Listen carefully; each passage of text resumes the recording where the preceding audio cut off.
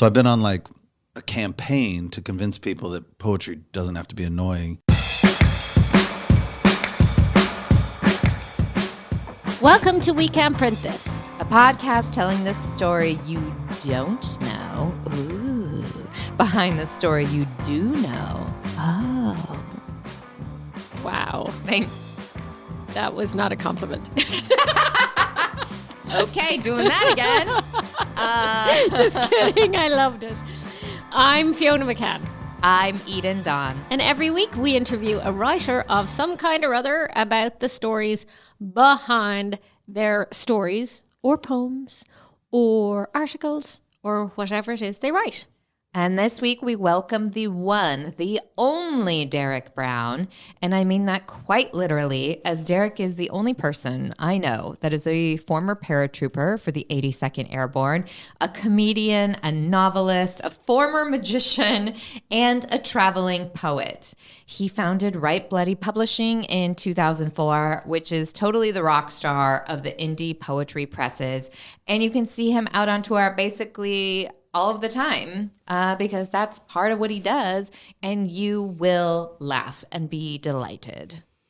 Go check him out. Go check him out. And today we are talking to Derrick about, you know, that moment in your life where something happens. It's what you think is going to be your big break or a big moment, a game changer that turns out not to change the game you thought it was going to do. So, you feeling me on this one? Yeah, I kind of had that happen to me. I mean, I think I've had many of the former where you think something is going to really change your career and it doesn't. It's tiny little drops in the bucket. But the interesting thing for me is, you know, Fiona, you and I have done a lot of service writing, service journalism. And for people who don't know, service journalism is very much what it sounds like. It's journalism, but you are providing a service to the reader. You're telling them, here are places to shop. Here are places to go to eat. Here are hotel reviews. All of that is service journalism because it's helping people understand, the services that they are going to be paying for, and then also helping aid them in living their lives. Yeah, and so it's usually kind of curation, like picking tastemaker. Mm-hmm. And then the writing part tends to be very short. It's kind of a specific style of writing where it's actually really hard to do consistently because there's a huge amount of work that goes into even the shortest little tiny service pieces. But we have done a lot of it. And then I had a book come out called The Portland Book of Dates, which is essentially a guidebook I wrote with my husband, which is all service journalism, really, but it's the ways to have the most fun in Oregon and through different kinds of dates. So it was curating fun things, activities. So we had this book come out with our lovely publishers who are Sasquatch Penguin Random House. And this book came out and, you know, it was for the Pacific Northwest and we were printing not as many as you would for a full national release. And then it just kind of went bonkers. Which is not what you expect from, you know, you're like, oh, this is the little Portland service book that I'm going to put together. Yeah, and it's a type of writing I had done so many times. And then it came out in 2021. For the last 2 years, when I have gone into Powell's, which is the mecca of independent bookstores in the country. And also we're in there a lot because it's like 5 blocks from our office. And we're in there all the time because it's 5 blocks from our office. And it's a place I've been going to since I was a kid. Like for my 6th birthday, we got to go to Powell's to get more Babysitters Club books, you know? And I love the way the Babysitters Club is going to come into every podcast. Recurring thing. And it was on the nonfiction wall, their bestsellers list, nonfiction wall, next to like David Sedaris and Michelle Obama. Like my little book with my name on the front sat for like 2 years, and it hit the Pacific Northwest Bookseller Association again with all of these huge names in the world. Somehow my small book that was just encouraging people to like go make out in this dark club and then like go over here to have snacks after was the thing that people wanted, and I never expected that. And that had always been like a career goal of mine, to really be on that Powell's bestseller wall, and then to walk in and just see it over and over. Every time I went in, I was like, it has to be gone by now. And there it freaking is.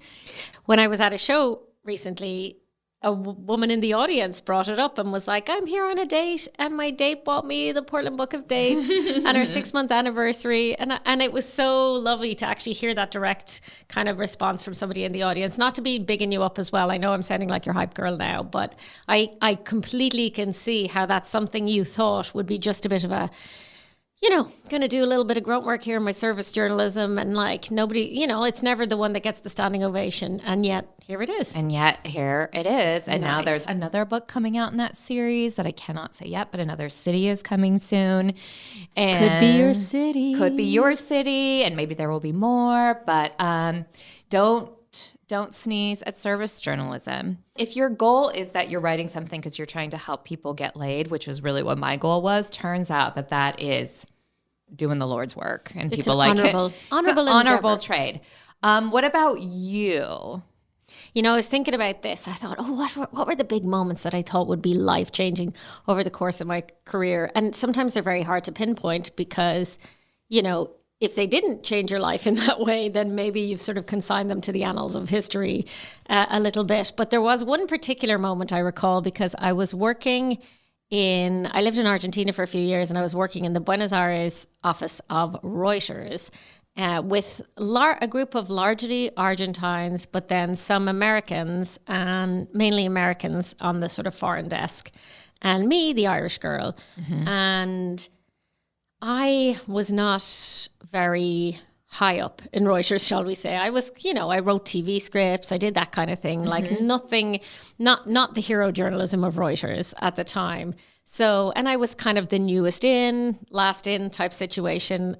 And that bureau was sort of the Latin American hub. So they covered everything that was going on in Latin America. And they would send, their high profile reporters and cameramen and everybody out to like the big stories. And I would sit back in the office and, wait till footage came in and write scripts and stuff. And like everything, suddenly there was big news. Fidel Castro had fallen gravely ill. And it was really serious because this is 2006. He was in his 80s and he suddenly disappeared from public view on death's door. Everyone was like, oh my God, Fidel Castro, who has ruled Cuba for a bajillion years, is suddenly going to die. And that man has had such a big imprint on the global geopolitical landscape for so long. I mean, he was basically Cuban dictator for a very, very long time. Yeah, decades and decades. Decades and decades. And I got this phone call. They were like, Fiona, come into the office. In I walk and they're like, we need you to go to Cuba. And I thought, what? Like, why are they sending me? I'm like the drone in Sector 7G over here. You know what I mean? I was like, oh, okay. What? And they said, yeah, listen, we need to get somebody there straight away. And there are all sorts of problems with American visas. We need a fluent English speaker to write the piece. You're Irish. We can get you a visa so much easier. Can you go to Cuba? And you speak Spanish. And I speak Spanish. Can you go to Cuba? And I thought, I think I can. I think I can go cover the biggest news story ever in the history of the world on my own, go to Cuba. And I think they were going to send a cameraman with me or something like that. I cannot believe you've never told me this story. It was How do I not know this? Exciting. I was like, yep, I am ready to go, say the word, pack my bags. And so it was all very complicated. And I was waiting and waiting. And I had like pictures of myself walking in the streets of Havana, chatting to people in my flip-flops, but also reporter. And also how this was going to be the big news break of my career. And I would be covering, I was like, I'm going to be on all the tellies everywhere across the world. They'll be like, Fiona McCann, coming to you from Havana, where Fidel Castro has just died. He's right here beside me. I really was picturing it. Anyway, Fiona got the deathbed interview for reasons unknown, but she managed to do it. For reasons unclear, all of the press would have photos of his corpse and then me standing beside it. Bunny ears on Fidel. I don't know. I was so excited. It was such a big story. It really was such a big story, and it was going to be such a big deal. And? Fidel got better. I'm sorry. He didn't die. Did you go? No. Oh, no. I was like so close. Honey. They were like, back to your scripts, babe. He's not. He's going to pull through. I'm sorry. I've never forgiven him for that. I think this is all a great segue into now Derrick's interview where he tells us quite a bit about times when he thought his career was going to go places it didn't and what it looks like now. Yeah, sometimes people just don't die on you. Words to live by. Is there a way to reinforce the phrase former Christian magician? Former Christian magician. Teenage Christian magician. No, that's the best part of your bio, dude. Honestly. Teenage Wait, Christian. Wait, is that? I Did feel you like that's make- maybe a show we should be well, watching. what's a Christian magician? Do they turn water into wine? What's the vibe? Do you walk on water? Do you make people pregnant without touching them? What do you do? You make grief vanish. Wow. No, you can erase my sins. If you know what I'm saying. Oh, He's doing magician hands and magician eyebrows. Yeah. We make the truth appear. Wow. I have so many questions about the paratrooper part and the Christian magician, obviously, but I'm really, I think, most excited about the Right Bloody Publishing because since we've spoken, I feel like I've seen a bunch of people who are published there, and I'm like, you're doing the Lord's work there to bring it back to Christianity. Maybe this is what we meant by former Christian magician. What is this podcast? All I want to say is praise be and hallelujah. No, but Conversion podcast. I do love that you are an independent poetry publishing house, which is just something we all need and we need more of. And I really appreciate that that's something you're putting out in the world. Good job, Derrick. Good job, Derrick. We like to start out the podcast by saying, good job, Derrick. You get 3 good attaboys. And It's it's what we podcast call the time. shit sandwich because now the rest is coming. now we're going to break you down for a little bit. At AWP, people would come up to the Right Bloody booth and say, what is this press all about? I was like, can't wait to tell you. We look for gut punch poetry, and then all of our authors have to tour like a band, and it's mandated in the contract they do 20 dates to build a fan base. And a lot of authors are like, I'm just a writer. I don't like people. And I'm like, but there is a niche kind of person that loves writing and then loves sharing their work with the public in a way that doesn't make them feel awkward when they're on stage. Did you know? We have all of those people here. For what it's Yeah, we worth. do. Did you have somebody that you looked to that had this style of career when you started doing it? Yeah, so it was 94, 95, and I was writing, when I got out of the Army, I was writing little lines. I didn't know it was poetry. Someone asked me, my friend Eugenie, who lives here, asked me to share it at a coffee shop. And I was like, why? Why would you share stuff in front of people? Like, it'll be fun. It'll be like a little talent show. And it was nerve-wracking, and it went okay, but all my stuff was a little funny. And then Jeffrey McDaniel is a writer from Philly, a former hardcore drug addict that like cleaned up his own life, moved away from the drug culture, and I met him in LA. And he had a line that said, in some other world, gigantic seashells hold humans up to their ears, but all they hear are the echoes of machines. And I went, oh my God, you did that thing where you devastating. lured me in with humor and then you jacked me up with some power. I would like to learn this trick. Mm-hmm. And he's like, okay, yeah, maybe we can meet up and I don't know, we'll talk about it. So he didn't trust me at first. Yeah, because that was his trick. Hello. Yeah. And then he was so giving and cool and like looked at my work and said, you're hiding. You're trying to be clever, but you're not saying the hard thing in your work. What are you afraid of? And I was like, I don't want to go there. Yeah. And he helped me go there, and it was life-changing. Wow. What was his name again? Tell me his name. Jeffrey McDaniel, the author of Thin Ice Olympics, The Forgiveness Parade, and Holiday in the Islands of Grief. Well, thank you, Jeffrey. You did great work. It is so interesting because from the first time I've seen you perform, it made poetry very accessible in a way that I have never felt. Poetry has felt exclusive to me growing up in a world that I didn't belong in.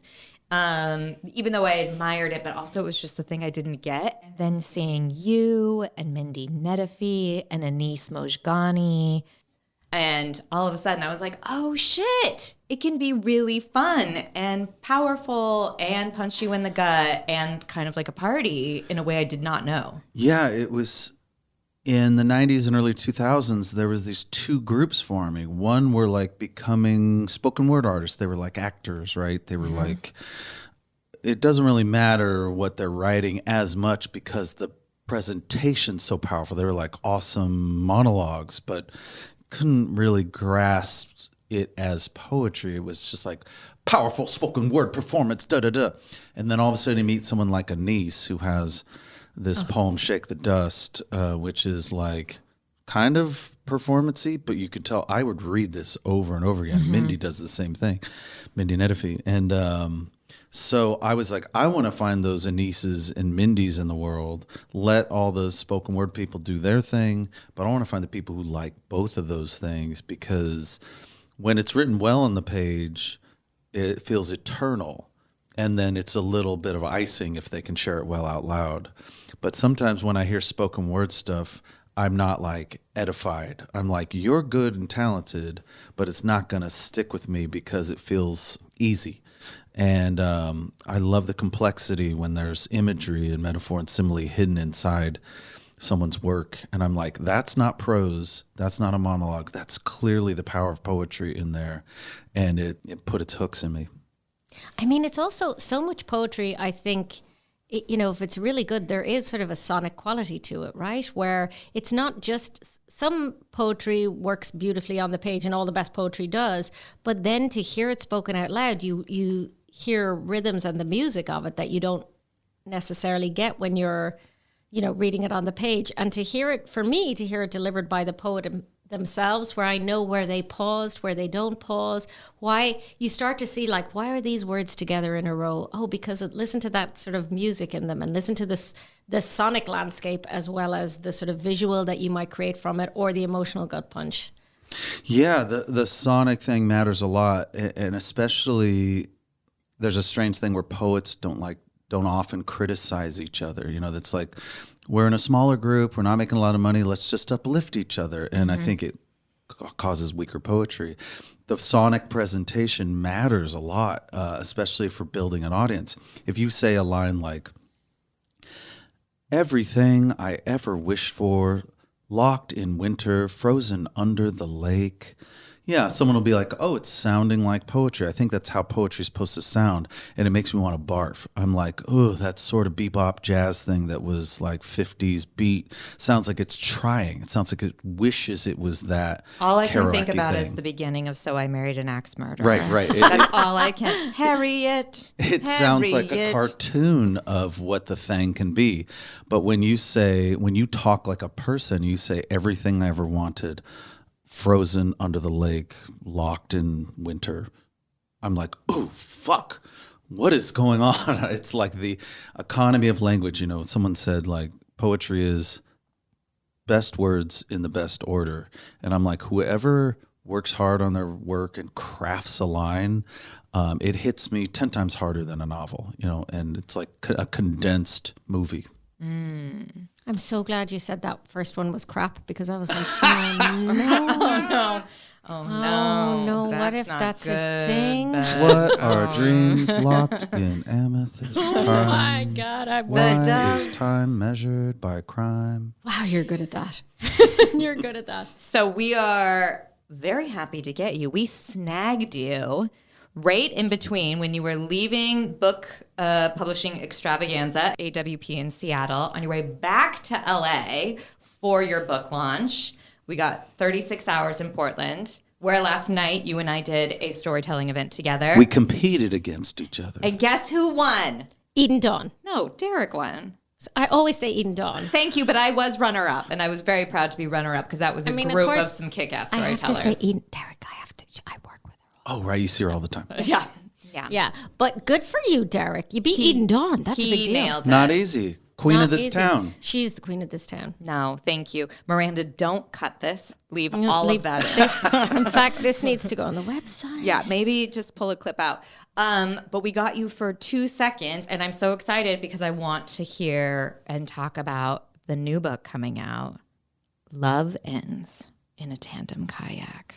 Dun, dun, dun. For those who don't know what a tandem kayak is, can you re-explain? Because Fiona did not know what a tandem Because I was kayak. like, a tandem kayak? Kayaks, I like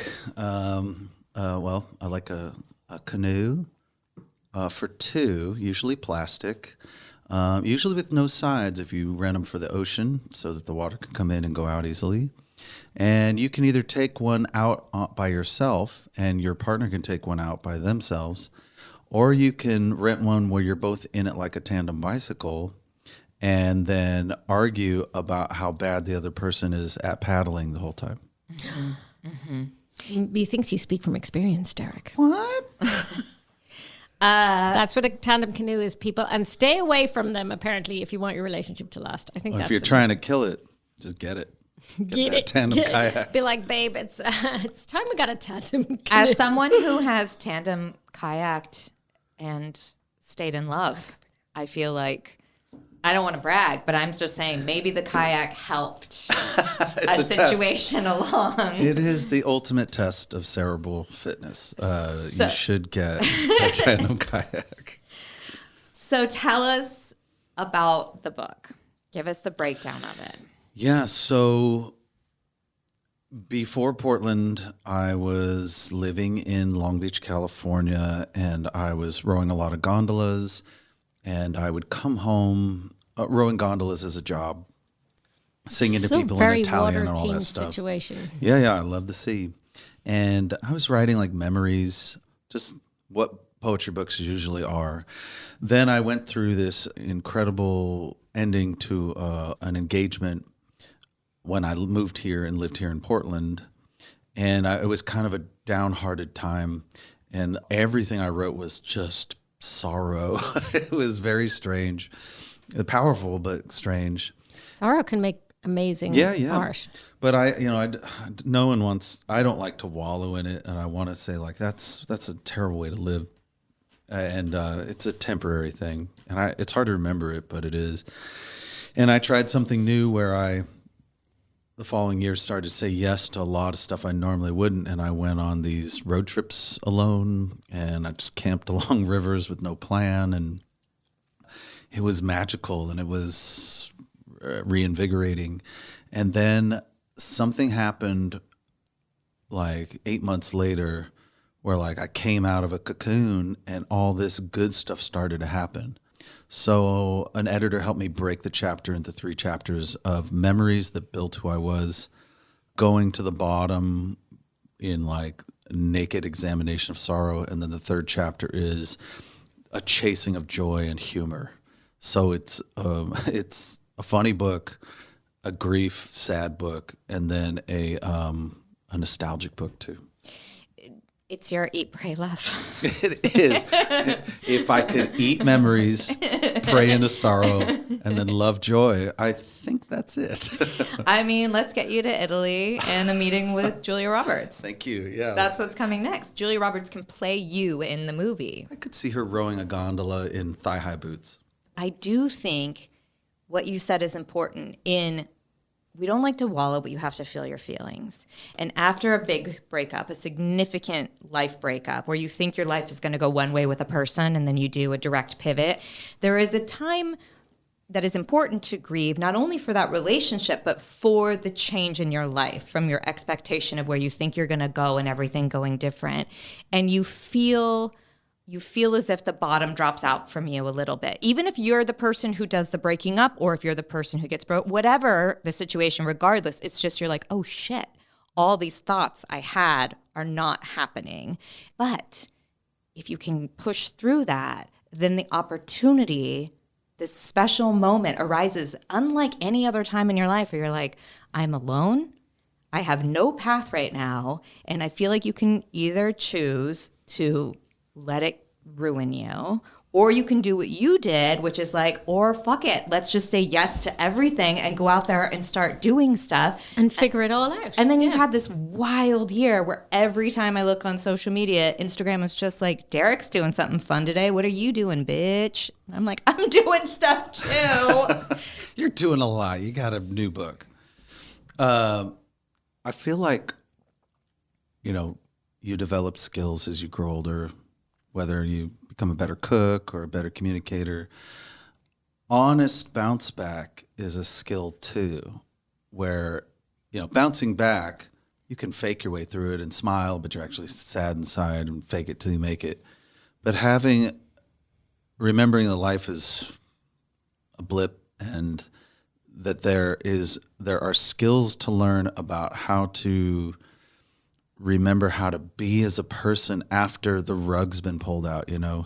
It's very hard, and it's a necessary skill, especially if you could convey this to teenage lovers, being like, hey, this will probably fall apart, and feel it, and then know that like there's daylight around the corner.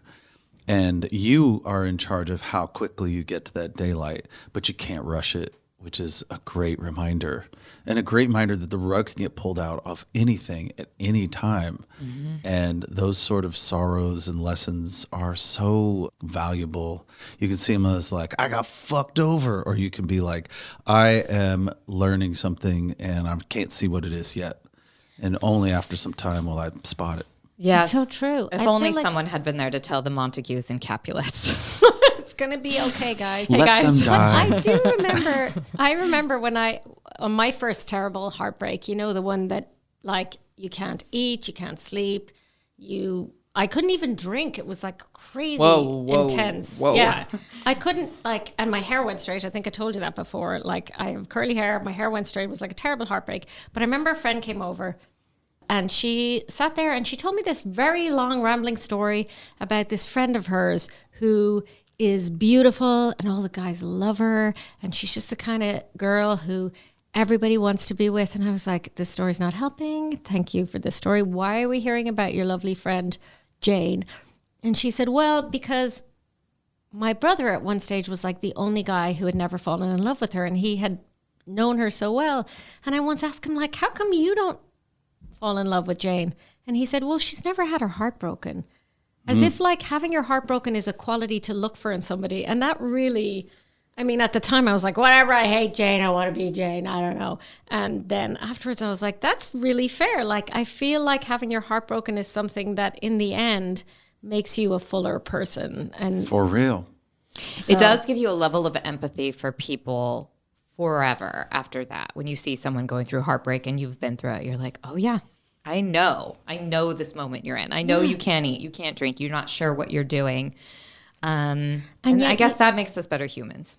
You can't control everything. Sometimes something will happen that'll just, I think before that, or you can get cocky sometimes in your relationships where you're like, it's kind of on me, whether this lives or dies or whatever. But then when it happens the other way around, it is a real reminder that like something can change in a dime. You don't have control over everything. And it will may be devastating, but it'll be okay. And so you were writing in real time. Everything is new in the book from when the breakup happened. No, some of those were before when I was in it, and it was like a dangling, hanging on by a thread kind of relationship. But I was writing like a lot of memories, trying to dig into myself at the time. And then when it fell apart during the Portland days, then the sorrow chapter began. And then during that road trip, I brought a journal with me on my motorcycle, and I went to like an alien abduction festival in Terlingua, Texas, because someone's like, "Do you want to check this out?" I was like, "Oh, it's going to be way too cold in February to motorcycle out there, and I don't know where I'm going to stay." And yes, I'll be there. I'll be there in a couple weeks. I love that. And I was like, let's just see how. And it was windy. It was adventure time for sure. It was very hard to pull off that road trip, and I was like, well, I said yes, I got to do it. Yeah. Two things that popped in my mind. One is, I hope the subtitle of this podcast is "Heartbreak Will Straighten Your Hair." Yes, I think we can make it happen. And the other thing is that I forgot to bring up something useful, which was my friend Brianna Kalish, who's a clown. She's like a stilts person and a balance on bottles person. Came to me like a friend. You know how you said empathy comes after you've seen someone. She was like, hey, there's something I need to tell you, that as this year ends, you need to try something that I do at the end of every year, which is I get out 3 pieces of paper, And I go through my Instagram starting from January 1st, or I just go through my photos and I like type in January 1st till December 31st. And as I scroll through there, every photo, I write down anything that pops in my mind. And I either plop the memory onto good feels, bad feels. And she goes through the whole year and loads up those pieces of paper with every memory that comes from flipping through that photo album. And then I was like, what's the third paper for? And she was like, goals. You just write down things after you see all that stuff, what you imagine the next year will be. Like, not like huge, I'm going to be a millionaire, like really attainable things. Brianna might And be then genius. the morning of New Year's, you burn all the bad feels, and then you put up on a bulletin board all the good feels. And remember, like, that next year when you make the list, see if the good feels list can be longer than the bad feels. And I was like, oh my God damn it. All I right. love that. So I've been doing that for 2 years. That's amazing. Brianna's a genius. Brianna is a TM genius. Brianna, by the way. If anyone else thinks this is somehow marketable, she's the one. Yep. Go back to her. But one of the things I was interested in is you kind of approached a moment in your life. Everything went terrible for a second, and then you... Beyond just relationship, like everything was terrible. Oh. Like What year was this? 2021 October. What? And that was not a good year. We're still in pandemic fun. It was terrible. Yeah. But you, because when I think of the timeline of that you went through a devastating breakup in the middle of, what was kind of the worst year in the world, or it felt like it for us, at least in our lifetime. I know everyone's had worse years, but like that was a terrible time. Plus you had a breakup. I just feel for you, Derrick. And also October in Portland. I love my city. I'm very proud of my city. At the beginning of the And winter. beginning of October is beautiful here, but like once Halloween hits, along with it comes the realization that the grayness has begun. I left on Halloween night. Yeah, that was, I do not blame you that was because good for your mental that's health. true. That time of year is desperate. Because right now we're in that bit where we're like, just give us a little bit of sun, just like a moment, just Just a slight brightness would be fine. just 2 seconds of it. And if it hits 58 degrees this week, every Portlander will be outside in a tank top and Naked. short shorts, laying in the sun. That's what we need. Are you guys on the D pills? Vitamin D No, pills? do I need to get on Oh, that? deep hills? Yeah. I thought you said deep hills, which I was like, yeah, I know that lingo. I Into mean, deep sometimes hills? I Yeah. take Guys- my kids' gummies. Does that count? Sure. Sure. I don't. But so that was a moment where everything was terrible. And then somehow out of it, you've made a book. You're in the middle of a record, right? Yeah, in 2009, a neat thing happened where David Cross saw me do a poetry show in Brooklyn. At the time, he was dating Amber Tamlin, my friend. And Amber's like, brought him to a poetry show. And he said, I don't know if I can be with this woman. I think I hate poetry. This is the most boring, annoying, self-serving show I've ever seen in my life. And then she was like, well, let me take you to one more. Let me take you to one more. She brought him to my show, and I, do some humor and some heavy. And he was like, that was great. You should do the All Tomorrow's Parties Festival with me. I think it's going to be Animal Collective, Flaming Lips, Reggie MBD, Watts, a bunch of, and I was like, what do you want me to do? And he was like, just, do the comedy stage with me. And I was like, oh, shoot, I don't really do much. I've done stand-up comedy like twice. And he's like, it'll be great. And so I shaped my set to be half funny, half pretty. And it went great. And I was like, this Just to be clear, you can be funny and pretty. I just want to put that out there. Yeah. Thank you. Thank you for looking me directly in the eye when you said it. I just wanted to clear the record. Go on then. Julia Roberts. Go on, Derrick. Sorry to interrupt, but that was an important Derrick, public you're funny announcement. and pretty. So that changed my life. And I was like, okay, I'm going to do some comedy shows and maybe sneak in a little piece of a poem. And then I'm going to do poetry shows and maybe do a couple setups that sound like stories from the comedy set.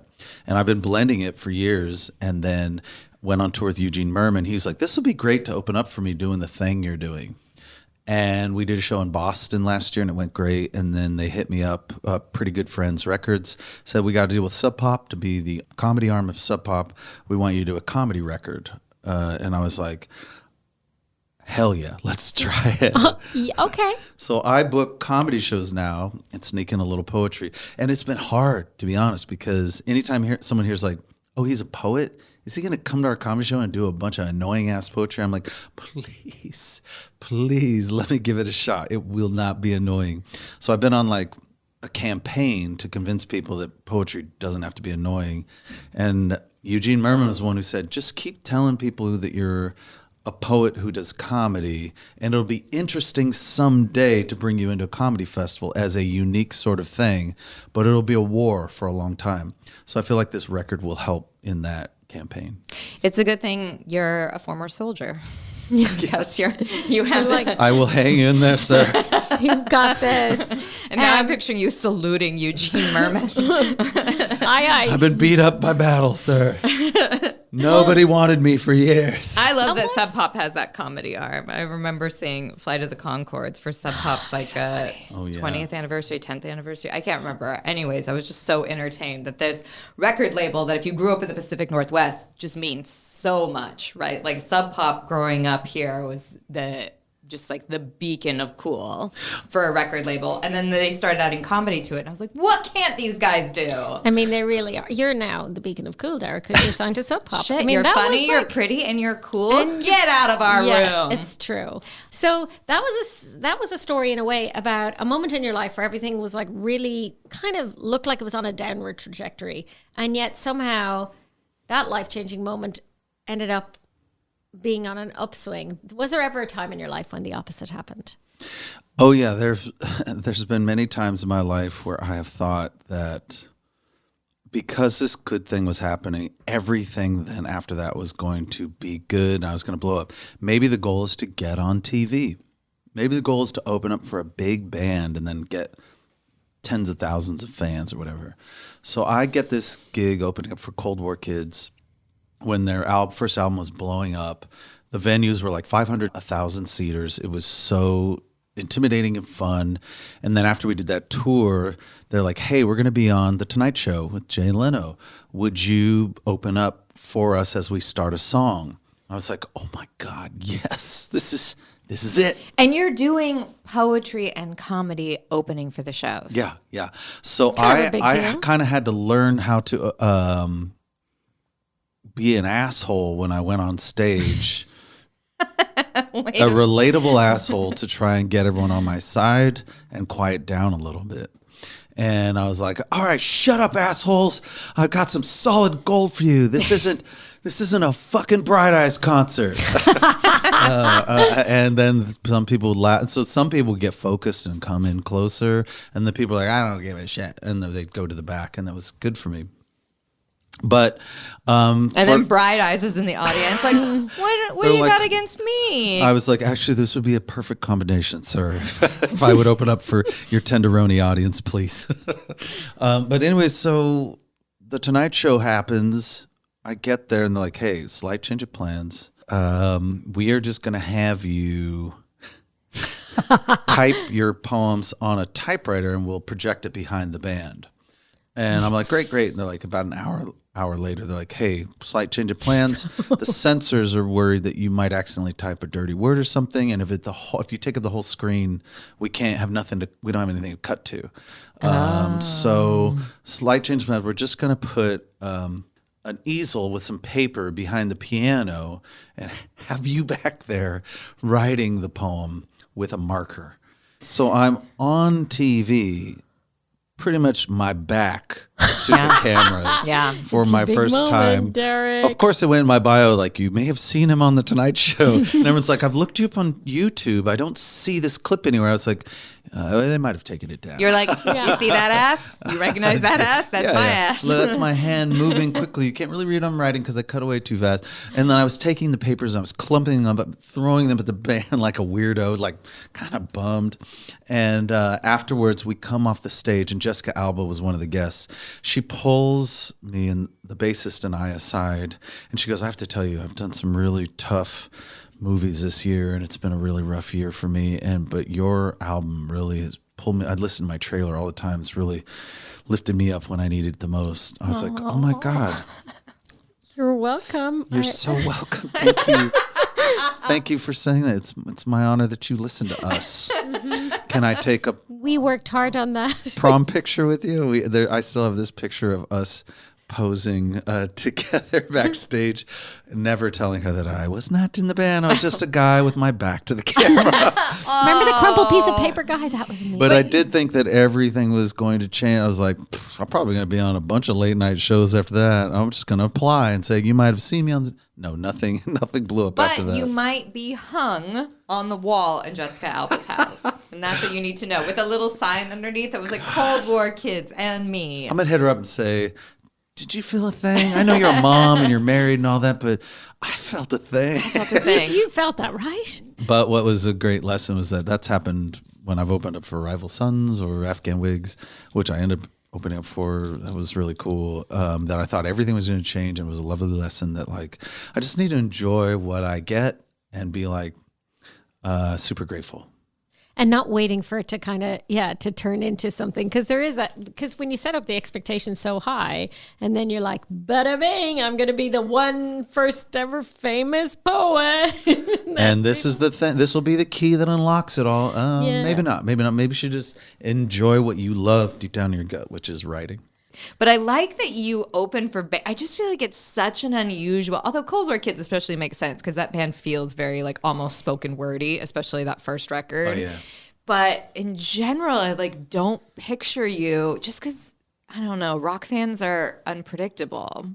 Yeah. For example, opening up for Rival Sons, I remember I told them, I was like, you guys are kind of like, you guys just opened up for Black Sabbath.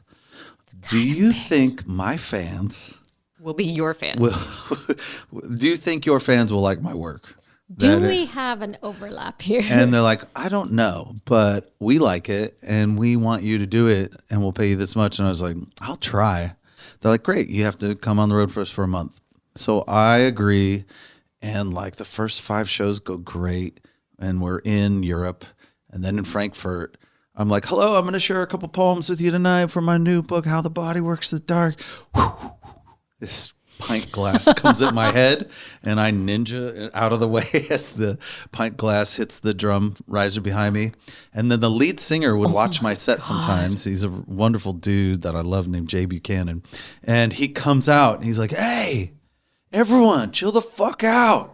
And everyone claps for him and stuff. And then he sits on the drum riser so no more pint glasses fly at my face. I know. While I finished, I was like, I should go. And he's like, keep doing your set. I was like, they don't like it.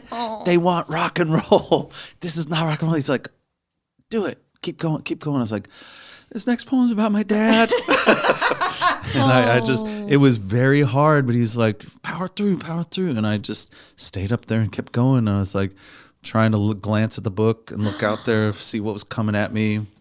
And it was hard, and it was a great lesson to like just try and see if you can make it through.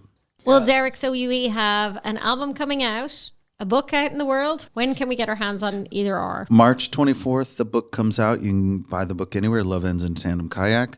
I wrote on a film that's supposed to come out, I think, this winter. It's called The Gorge. With Miles Teller, Anya Taylor-Joy, and Sigourney Weaver. And then And who was that third one? Sorry? Sigourney Weaver. Oh, yeah. That rings a bell. And then the record records May 9th and 10th. I'm not sure when it comes out. Wow. Okay, you've been kind of busy. It turns out breakups are good for you, Derrick. I want more. More breakups, please. You heard it all here. Dump you right now. Thank you. We're breaking up with you. We're breaking up with you right now. But we are so grateful to you for joining us. I'm leaving. Thank you so much, Derrick. This does feel like a breakup, what you're saying right now. Like it's this podcast. Derrick, it's not you, it's us. I feel like Fiona needs to declare that she was being sarcastic and does know who Sigourney Weaver is, because I don't think it came across that she was very excited for you. She mentioned like she thought she was some kind of alien or something. Yeah, I could see. I was like, did y'all just get that? Sigourney Weaver, like massive big deal. And Eden was looking at me like, babe, you don't know Sigourney Weaver. You can never tell with me, in fairness, but I do actually know who she was. I just wanted to really underscore that point because it seems like a big deal. Anyway, thank you, Derrick, for coming in and allowing us to break up with you. Derrick's website is brownpoetry.com. You can follow him on Instagram at Derrick Brown Poetry and snap up one of his many books. And that's it from We Can't Print This for today. See more information about episodes at wecanprintthis.com. Follow us on all the socials at We Can't Print This. And stay away from boats is what I would say. Thank you to our producer, Miranda Schaefer, and to our friend Dave Depper for our music. This podcast was recorded at the Writer's Block in downtown Portland. And a big thank you to our third office mate, Rachel Ritchie, for making us old fashions and copy editing all of our stuff for free. Yes, and if you're a writer with a great behind the story, please write to us at wecanprintthis@gmail.com. And just so you know, we are not sponsored or backed by anybody as of yet, so you can always send us your love with $signs at patreon.com/wecanprintthis. Oh, good. Look at you selling us. Good job, girl. Sell. And thank you to the 6 people out there who got my Sigourney Weaver aliens reference. Oh, that's nice. We have a lot of niche jokes here. Not that aliens is a niche joke, but I'm just saying. Maybe we only have 6 people listening to anything. Let's cut this off and go finish our wines. Okay, we're done. I didn't get the Sigourney Weaver joke, though. Because she stars in Alien. It's what she's probably most famous for. Oh, but what did he say? It's okay. We'll tell you off mic. Okay, great. Bye.